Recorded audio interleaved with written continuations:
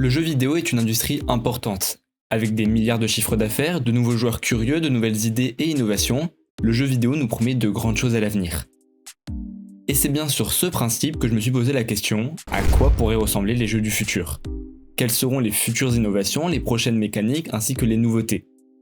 Je me suis renseigné et vous allez voir que le futur du jeu vidéo est plus intéressant qu'on ne peut le penser. Tout d'abord, parlons de quelque chose d'évident, les graphismes. Comment vont-ils évoluer ? Déjà qu'aujourd'hui c'est très impressionnant, alors imaginez dans quelques années. Ce qui permet une telle qualité visuelle, c'est le fait que les calculs de lumière, de physique, de l'eau et autres sont faits à partir des vraies équations mathématiques de notre monde. Les vrais rebondissements de la lumière, les vrais rapports de poids et ce qui était impossible il y a quelques années avec la puissance des anciennes consoles. Depuis, les composants comme les cartes graphiques et les techniques comme le ray tracing se sont bien améliorés pour avoir une puissance de calcul suffisante. De plus, avec la montée en puissance des moteurs de jeu tels que Unity ou Unreal Engine, ça ne fait aucun doute que les graphismes bien qu'extraordinaires aujourd'hui n'ont pas encore tout montré. Pour que vous puissiez vous faire une idée, ce que vous voyez à l'écran actuellement, c'est pas la vraie vie. C'est le trailer d'un jeu qui a été fait sur Unreal Engine 5, Unrecore. Regardez juste à quel point c'est réaliste. Et oui, c'est bien un jeu. Si vous voulez voir le trailer en entier, j'ai mis le lien en description. Après, vu le réalisme du jeu, j'imagine l'ordinateur qui doit faire tourner ça, c'est pas n'importe quel config qui en serait capable. À moins que, à l'avenir, un procédé vienne changer ça. Et ce procédé, ça pourrait bien être le cloud gaming. Le cloud gaming, c'est à mon avis ce qui va se répandre très vite dans les prochaines années. Mais qu'est-ce que c'est ? Pour résumer ça en quelques mots, c'est comme Netflix, en fait c'est exactement comme Netflix mais pour les jeux vidéo. Sur Netflix, on n'a pas les films sur nos ordinateurs, ils sont sur un serveur. Là c'est pareil. On n'a pas les jeux sur notre ordinateur, ils sont stockés dans le cloud et on devra payer un abonnement pour y avoir accès. L'énorme avantage de ça, c'est que tous les calculs se feront sur le serveur directement. Donc on pourra très bien jouer à de très grands jeux de très grande qualité sans avoir le PC dernier cri ou la dernière console. D'ailleurs, avec cette arrivée, on est sûrement en train de voir l'une des dernières générations de consoles. Car tout le monde y gagne. Ça coûtera moins cher, ça sera moins encombrant, ne permettra pas de prêter les jeux ou de les pirater. Si même Nvidia, Sony et Google se s'y ont mis, c'est pas pour rien. Cependant, le seul bémol pour pouvoir jouer à ces jeux, c'est qu'il faut vraiment avoir une très bonne connexion. Certes, ce n'est pas encore le cas partout aujourd'hui, mais avec l'arrivée de la 5G et de la fibre, ce ne sera bientôt plus qu'une question de temps. Profitez bien de vos consoles car vous ne pourrez bientôt plus, même si en 2023 les services comme Stadia ou GeForce ne sont pas encore au point. Maintenant on va attaquer le plus gros point de cette vidéo, l'intelligence artificielle. L'intelligence artificielle va avoir un rôle bien plus grand qu'on ne le pense dans les jeux du futur. Non seulement parce que les PNJ dans les jeux sont voués à évoluer, pour le comprendre on n'a qu'à voir l'annonce de Rockstar sur les IA de GTA 6 pour comprendre l'ambition. Ils ont prévu des IA plus complexes et mieux faites que celles de Red Dead Redemption 2, alors que ces dernières étaient déjà époustouflantes. Toutefois, moi, il y a autre chose qui a attiré mon attention. Vous le savez, dans les jeux, l'une des choses qui nous émerge le plus, c'est le fait que les dialogues des PNJ restent inchangés. Si on parle à un PNJ, il va nous dire une chose, et si on retourne lui parler, il va nous dire la même chose. Ok, gardez cette idée de côté, maintenant rien à voir, est-ce que vous connaissez ChatGPT ? À mon avis, oui, or si vous ne le connaissez que de nom, laissez-moi vous l'expliquer en 2 mots. Il s'agit d'une intelligence artificielle qui a la capacité d'avoir une conversation, de dialoguer avec un humain tout simplement. Vous pouvez lui demander quelque chose, elle vous répondra en imitant le langage humain, et c'est bluffant. Elle a une version gratuite, si vous voulez l'essayer, le lien est dans la description.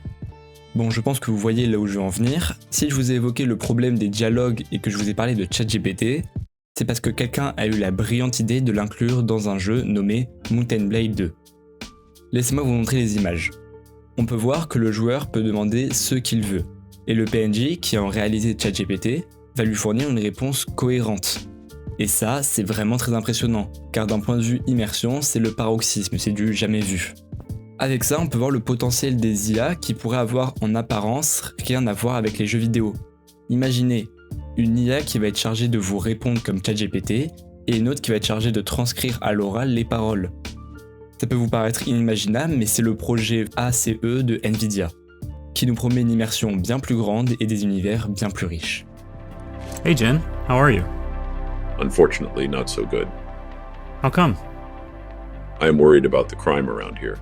Avec ce que je viens de vous présenter, on pourrait croire que l'intelligence artificielle n'a qu'un rôle in-game. Pourtant, l'IA n'a pas qu'un rôle en tant qu'élément directement présent dans le jeu. Elle est aussi là pour améliorer virtuellement les performances et graphismes de notre jeu, notamment grâce à l'Upscaled. Regardez cette vidéo de comparaison qui nous montre la puissance de cette technique, qui vient rendre le jeu bien plus net et augmente la qualité de l'image avec un algorithme qui a été entraîné pour. Sans compter qu'il y a d'autres algorithmes de ce genre, entraînés pour améliorer artificiellement les performances de votre ordinateur. Ces méthodes vont évoluer et vont carrément être une sorte de triche tellement c'est puissant. Tant qu'on parle de triche, laissez-moi vous évoquer une autre utilisation de l'IA dans les jeux vidéo, et notamment dans les jeux compétitifs, l'anti-triche. Certains algorithmes sont entraînés à détecter des comportements hasardeux et à les punir parfois en temps réel. C'est vachement pratique dans les jeux compétitifs où la triche est omniprésente. Hâte que ça arrive parce que se retrouver face à Nexto dans Rocket League, c'est jamais bien agréable. En somme, l'intelligence artificielle va vraiment avoir un rôle important dans les jeux, et pas que dans les comportements des PNJ. On nous donne à voir des univers plus grands et immergents. D'ailleurs, en parlant d'immersion totale, la méthode la plus efficace qu'on connaisse aujourd'hui pour plonger un joueur dans un monde virtuel, c'est la réalité virtuelle. La VR, ça existe déjà, et ça va être amené à évoluer pour sûr. Son problème actuellement, c'est qu'elle ne touche qu'à un seul sens, la vue. Si vous en avez déjà fait, vous le savez, certes on est complètement immergé d'un point de vue visuel, tandis que tous les autres sens sont mis de côté, surtout l'oreille interne. Et c'est à cause de son décalage avec la vue qu'on peut avoir des envies de vomir. Heureusement, le projet de la VR n'est pas abandonné, et on voit de plus en plus des technologies qui viennent régler les problèmes. Le masque qui diffuse des odeurs, les tapis VR ou les gants haptiques, bien que cela soit un peu onéreux pour le moment, les prix risquent de baisser au fil du temps. Tout ça, tous ces projets sur la VR, c'est bien beau, en revanche, ça ne satisfait clairement pas tout le monde qui a de bien plus grosses ambitions, dans un but d'immersion totale, comme la société Neuralink d'Elon Musk, qui a pour but de contrôler les jeux par la pensée. Ça peut paraître irréalisable, mais la startup NextMind a proposé un dispositif de commande par onde cérébrale. Plusieurs personnes ont pu tester ce dispositif lors du CES 2020, et le machin qui permet de contrôler le jeu par la pensée, ça ressemble à ça. Ce dernier est doté de 8 petites électrodes légères, ainsi plaquées à l'arrière du crâne. Ces mêmes électrodes captent les ondes cérébrales. Il faut savoir que cette envie de contrôler un jeu par la pensée, ça remonte à plus longtemps qu'on ne le pense, ça remonte à 2013. On va continuer dans le même thème, mais cette fois-ci en un peu plus flippant. Je vous parlais tout à l'heure d'Elon Musk avec sa société Neuralink. Son but, c'est pas juste de créer un casque VR du futur. Lui, il veut directement implémenter des puces dans le cerveau, et aussi étrange que cela puisse être, il a réussi. Avec un singe qui joue à Pong grâce à un implant dans le cerveau. Bon, moi je vous le dis, je suis pas prêt de tester. Pour finir, j'aimerais vous présenter une dernière idée assez particulière, la 4e dimension. Alors ça peut paraître intimidant, mais rassurez-vous, on va pas plonger dans les détails complexes. Quand je parle de 4e dimension, de 4D, vous savez peut-être déjà de quoi il s'agit. En science, on parle de 4e dimension et elle correspond au temps. Et au cinéma, le terme 4D est utilisé pour décrire une expérience plus réaliste avec des sièges qui bougent. Cependant, quand je parle de 4D ici, je fais référence à une autre dimension spatiale. Pour qu'on puisse essayer de comprendre, revenons aux bases. Une dimension équivaut à un axe, une direction. Nous avons la 1D avec un seul axe, ensuite la 2D qui inclut la hauteur et la largeur, puis la 3D où nous ajoutons de la profondeur. Ce qui est commun à toutes ces dimensions, c'est que nous pouvons nous déplacer dans différentes directions, de droite à gauche, de haut en bas et d'avant en arrière. Et pour la 4e dimension, elle est désignée par le terme Ana-Kata. Comme les autres dimensions, elle s'étend vers deux endroits, l'Ana et le Kata. Et à ce stade, vous pourrez me demander, d'accord, mais si cette 4e dimension existe et qu'elle est dans l'espace, que c'est une dimension spatiale, est-ce que tu peux nous la montrer, nous montrer sa direction ? Cependant, laissez-moi vous décevoir, je ne peux pas faire ça, car on est dans un espace 3D, nous on vit en 3D. En fait, expliquer ça, ça reviendrait presque à essayer d'expliquer ou de montrer la 3e dimension à un personnage 2D, c'est pas possible.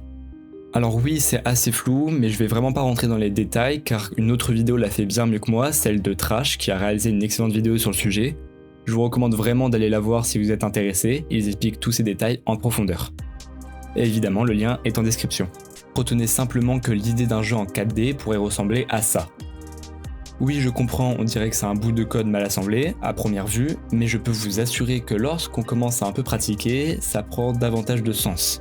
Et pour que vous puissiez comprendre l'impact que pourra avoir la 4D, souvenez-vous le moment où nous sommes passés de la 2D à la 3D dans le jeu vidéo. C'était vraiment extraordinaire. Les énigmes sont devenues plus complexes, les univers plus diversifiés. Ainsi, on peut imaginer un futur où la 4D se serait démocratisée et laissant une empreinte dans le monde du jeu vidéo, tout comme le passage de la 2D à la 3D l'a fait. Bon, mes recherches se sont arrêtées là et je pense que c'est déjà pas mal. Évidemment, si vous avez entendu parler d'autres choses, n'hésitez pas à nous le dire en commentaire. Mais malgré tout ce que je vous ai dit depuis le début de cette vidéo, une question qui est beaucoup posée, c'est est-ce que l'avenir du jeu vidéo existe ? L'industrie du jeu vidéo a beau être forte, elle est aussi extrêmement polluante, surtout si on commence à migrer vers le cloud gaming. Il faut imaginer des millions de serveurs qui tournent 24 heures sur 24 avec la 5G, c'est pas terrible. De plus, les composants se font rares et la PS5 nous l'a bien prouvé avec ses pénuries. Et même si les jeux du futur font rêver, on n'y aura peut-être jamais accès.